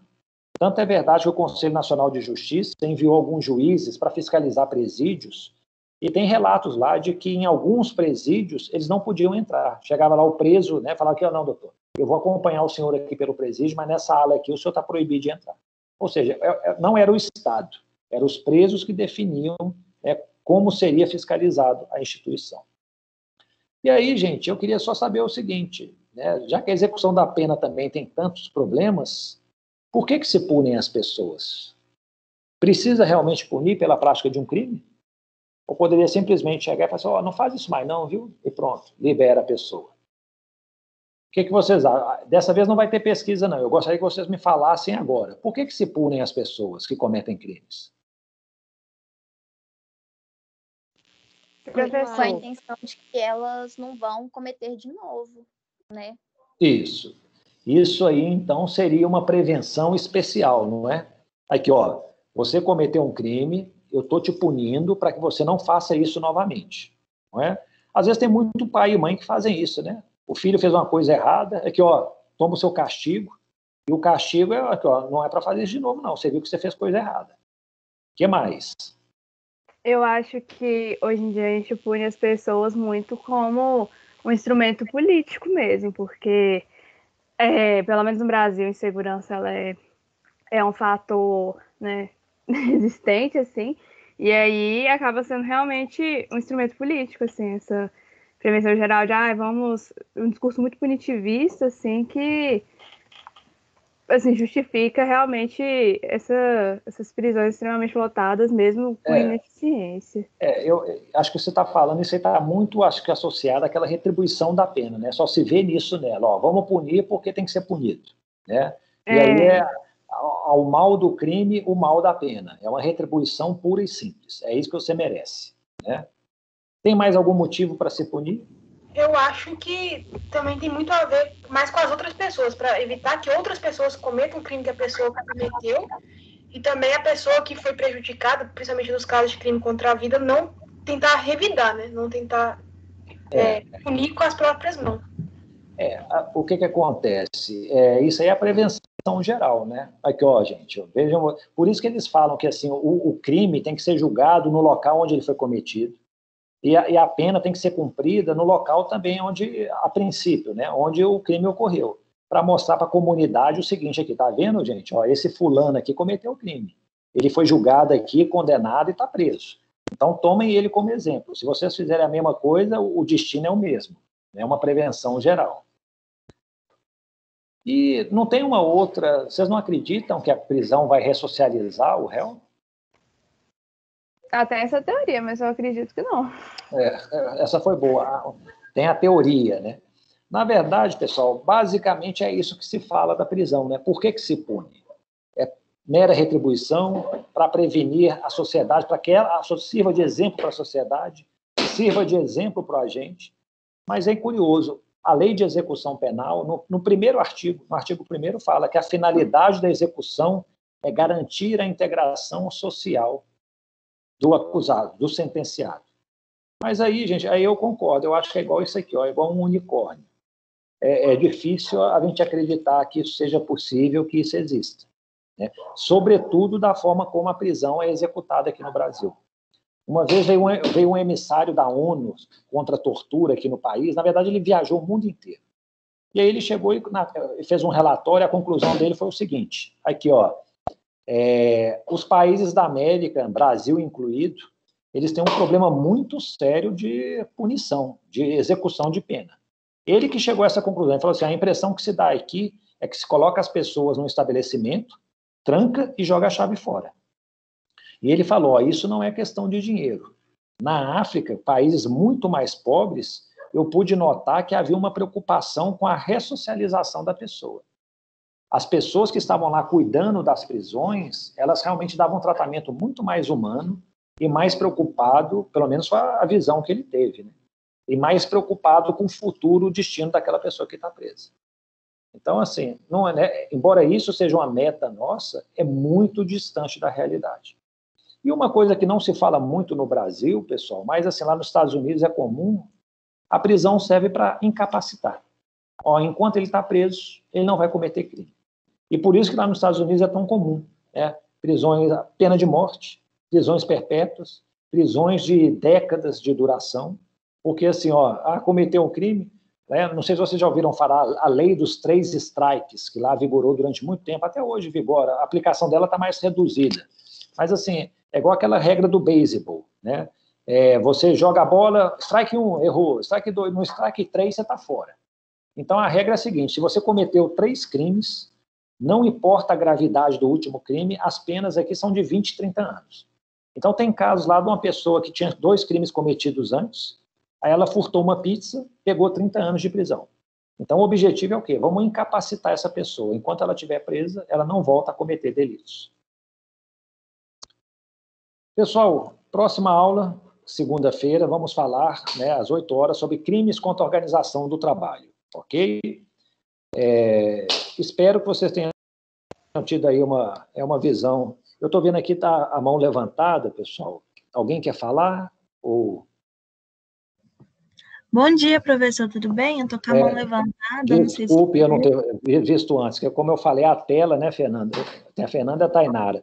A tela me impede de ver as mãozinhas, mas diga lá. Ah, sim, sem problema. Quando o senhor estava falando da incapacidade do judiciário e esqueci a palavra, mas que ele não pune, né? Estava falando da prescrição e tal. Sim. Eu lembrei que teve um tempo atrás que eu vi um dado que era em torno de, eu não vou lembrar exatamente, mas era mais ou menos assim, que em torno de 40 e alguns % da população carcerária, ela está presa antes mesmo de ter tido trânsito em julgado, né, de ter tido uma condenação penal. Ou seja, não tem isso. E aí eu gostaria que o senhor comentasse um pouco sobre isso. Aqui, deixa eu ver se eu consigo abrir rapidamente aqui. Eu tô abrindo aquele site, o portal do Banco Nacional de Monitoramento de Prisões. Lá eles têm realmente esse dado aí atualizado. Aqui, ó. Pessoas privadas de liberdade. Vamos ver se vai aparecer para mim aqui. Acho que não...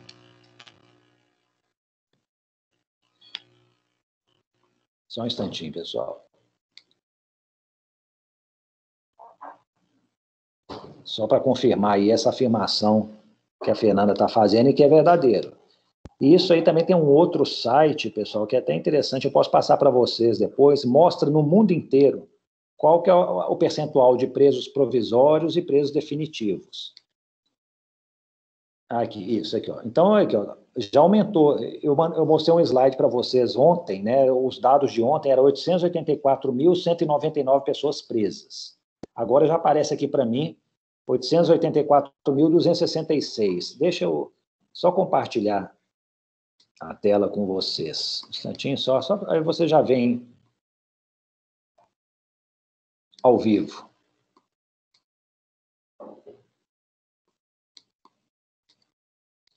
Aqui, estão vendo?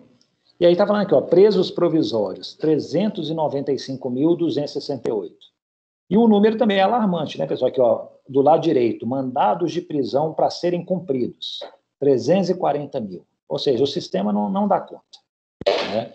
Mas aqui, é mais de 40%, viu, Fernando? Eu acho que, né, 400 mil presos praticamente provisórios, né, para 884 mil, que é a população carcerária, mas realmente é o seguinte, isso aí é um mau sinal, é um mau indicador, porque, assim, né, o ideal é que, assim, a regra é que as pessoas não fiquem presas aguardando o julgamento do processo, a regra é que elas aguardem em meio livre, né, e o que a gente percebe é que tem muita gente presa aguardando julgamento. E o detalhe também é o seguinte, é possível que seja um sinal de que os processos estão durando muito.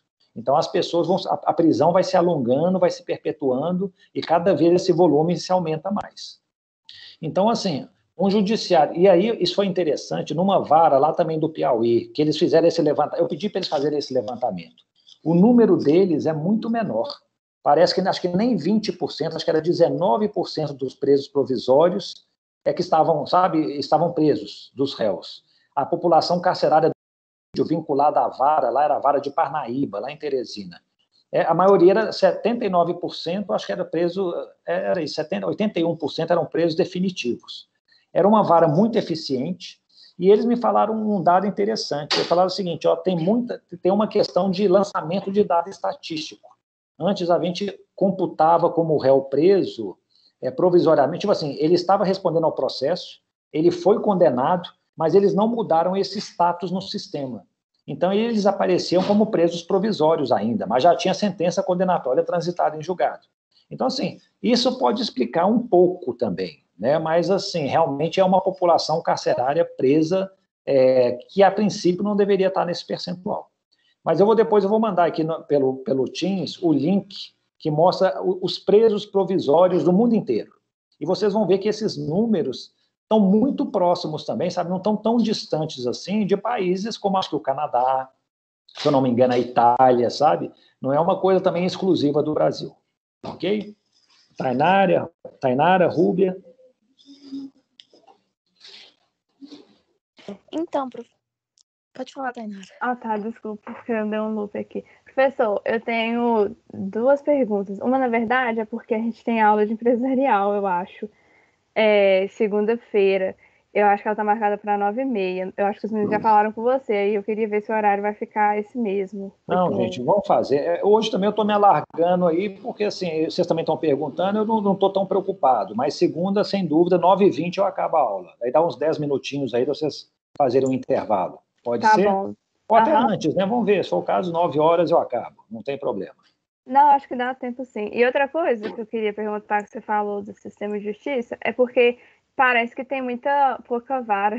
Vara não, na verdade. Tipo, na STJ tem 1000 turmas lá, e aí só 2, eu acho, são de penal. Isso eu acho meio errado, porque, assim, talvez deveria ter, assim, mais investimento para ter mais turmas, né, de penal. Assim, acho que isso reflete nos tribunais estaduais, e aí fica uma área meio assim, meio sem investimento. Eu fico com essa impressão. Claro que assim, a matéria civil é maior, mas ainda assim a gente tem um direito penal muito, muito inflamado. A questão acho que é justamente essa, você já meio que respondeu. Eu acho que a divisão lá é feita proporcionalmente ao volume de processos, né? Então, assim, como existem mais processos cíveis, acaba que tem mais gente analisando processos cíveis. E normalmente é o que acontece em primeiro grau também. Igual, por exemplo, a Justiça Federal aqui, nós somos, quantas varas, gente? Umas quase 40 varas. E tem 4 varas criminais, né? Ou seja, 10%. Mas acaba que é o seguinte, as 4 varas, a meu ver, elas em tese dão conta do recado, sabe? Se por acaso o processo lá está demorando, é por incompetência na gestão mesmo. Porque assim, daria para você cuidar dos processos sem nenhum problema, pelo volume que existe, sabe? Então, assim, eu sinceramente, eu não acho que o problema nosso é tipo assim, tá com pouca atenção ao direito penal, com poucas varas especializadas, tal. Não é isso. Eu acho que é tudo mais ou menos assim bem provido. O que falta é gestão, organização, saber conduzir os processos de maneira objetiva, né, procurar atingir resultados. Juiz é uma coisa interessante. Juiz não está preocupado com o resultado. Se o processo entrou, vai sair, vai demorar 10 anos para sair uma sentença, ok, vai demorar 10 anos. Mas é uma mentalidade totalmente equivocada. Você tem que estabelecer prazo. Vários países no mundo fazem isso. Estabelecer prazo máximo de duração dos processos. Aqui, ó, eu vou ter que sentenciar isso aqui em 1 ano, entendeu? Então, assim, todos os locais que eu visito, né, nesse negócio de gestão, e que eu vejo todo mundo reclamando, falta estrutura, falta vara, falta recurso, depois que a gente começa a organizar o local, eles têm uma melhora, assim, exponencial, sabe? Sem nenhum acréscimo de servidores, de juízes, de vara, nada disso. Então, isso aí é uma coisa que tipo assim, parece que é um fato comum. Muitas pessoas falam isso, mas a gente não pode esquecer, né? Nós somos um dos judiciários, talvez o mais caro do mundo. Nós gastamos 1,5% do PIB com o judiciário. E falar que é por falta de recurso, eu acho que não seria o caso, viu, Tainara? Rúbia? Professor, é porque eu achei bem interessante aquela questão que o senhor falou do acordo do promotor, que eu também estava assistindo uma série, e tinha justamente isso. É bem interessante essa autonomia que o promotor tem de fazer um acordo com o advogado lá e não precisar nem ir a julgamento. Aí eu só queria que o senhor me falasse o nome de novo, porque eu não lembro. É plea deal? Não, plea bargaining. Vou escrever aqui, ó, no chat. Bargain. Mas o senhor acha que isso, implementando aqui no Brasil, seria eficiente ou não? Não, ó, foi ano passado, passou a... o pessoal também fala plea bargain. Vou colocar as duas versões aqui. Beleza. Mas qualquer uma delas é a mesma coisa.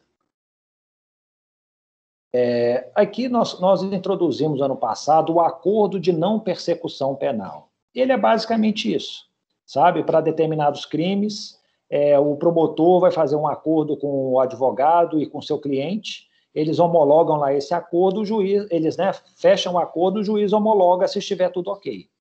Então, assim, o problema é que lá nos Estados Unidos eles aceitam um acordo para qualquer tipo de crime. Então, por exemplo, tem lá um triplo homicídio, fala, ó, em vez de você pegar a prisão perpétua, a pena de morte, você pega a prisão perpétua. Aqui no Brasil, não. Aqui no Brasil, limitou esse acordo aos crimes cuja pena mínima seja igual a 4 anos, no máximo 4 anos. Então, por exemplo, o homicídio não vai pegar, estupro não pega, entendeu? O tráfico de drogas também não, a pena mínima é 5 anos. Então, assim, mas a maioria dos outros crimes vai ser uma quantidade muito grande. Mas também isso aí, também, o êxito disso, Rubens, depende muito do perfil, sabe, da cultura vigente. O que a gente nota lá nos Estados Unidos, eles são muito pragmáticos, eles querem resolver problemas. Aqui no Brasil não é essa a nossa perspectiva. Então, assim, eu acho que nós não vamos ter aqui o mesmo grau de êxito, sabe assim, de quantidade de casos resolvidos por acordo como se tem lá. Mas já é um primeiro passo. Se a gente consegue, isso aí é uma forma mais rápida de resolver um problema penal, uma questão penal. Se isso aí já desafogar, sei lá, 20%, 30% dos casos, já é uma ótima contribuição. Mas isso funciona de forma, tipo, eficiente lá, igual no caso que o senhor falou aí, de homicídio e tal. Não gera uma, sei lá, impunidade às vezes, ou... Não, eu acho que é pelo contrário. E essa questão, assim, de eficiente, a gente tem até que ver o que é eficiente, Porque eu falo, lá tem muitos relatos de acordos totalmente injustos para o réu, entendeu? Chega para o réu e fala assim, o réu às vezes não cometeu o crime, mas chega para ele e fala assim, você vai ser acusado de tráfico de drogas, sua pena é 25 anos. Aí ele fala assim, mas se você quiser pegar 5 anos incondicional, sendo observado e tal, a gente aceita. Aí o cara que é inocente, é melhor pegar o certo do que o duvidoso. Então, assim, ele vai e aceita um acordo. Tem um documento... Qual é a série que você falou que você estava vendo? Nossa, eu esqueci. Depois você manda para a gente aí. Porque também tem um outro documentário, acho que é a 13ª emenda, não sei se é esse. É um filme eu já assisti Suits, só que não tem relação com casos penais. Teve um outro que eu assisti também que falava disso com relação a casos penal também. Eu só sei que nesse documentário que eu vi, mostra o caso de uma senhora que, tipo assim, acho que usaram a casa dela, estavam usuários de droga, entendeu? Ela nem estava na casa, ela estava trabalhando à noite. Aí a polícia chegou tal, e ela foi acusada de tráfico, não sei o quê. Ela falou, gente, eu não tenho nada a ver com isso. E aí ela pegou uma pena, acho que de 10 anos em suspensão, Ou seja, ela fica 10 anos sendo fiscalizada. Porque, caso contrário, ela podia pegar, acho que até prisão perpétua. Então, assim, foi uma coisa e mostra a injustiça que isso aí também provoca, Mas, assim, aqui no Brasil, todo acordo tem que ser acompanhado por um advogado e tal, tem que ver como é que vai evoluir, se realmente vai funcionar ou não. Como o negócio é muito recente, eu acho que ainda está cedo para fazer essa avaliação. Não, tá bom. Obrigada, professor. Pessoal, então, se não houver mais nada, eu agradeço aí a presença de todos, Desculpa aí ter passado o horário. Na segunda-feira eu vou me ater mais a isso, eu sei que vocês têm a aula 9h30, e eu vou enviar para vocês, se não hoje, no mais tardar amanhã, um pequeno estudo dirigido, pessoal, sobre crimes contra a organização do trabalho. Então, seria bom que vocês pegassem, lessem, tentassem responder, fazer as questões, porque aí, quando a gente vier discutir na segunda-feira, fica uma discussão mais rápida e mais qualificada, tá bom? De qualquer maneira, essa aula aqui vai ser disponibilizada, né, está sendo gravada. Vou encerrar a gravação agora e disponibilizar lá no canal do YouTube, no Carlos Haddad. Um abraço a todos e bom fim de semana. Obrigada, professor.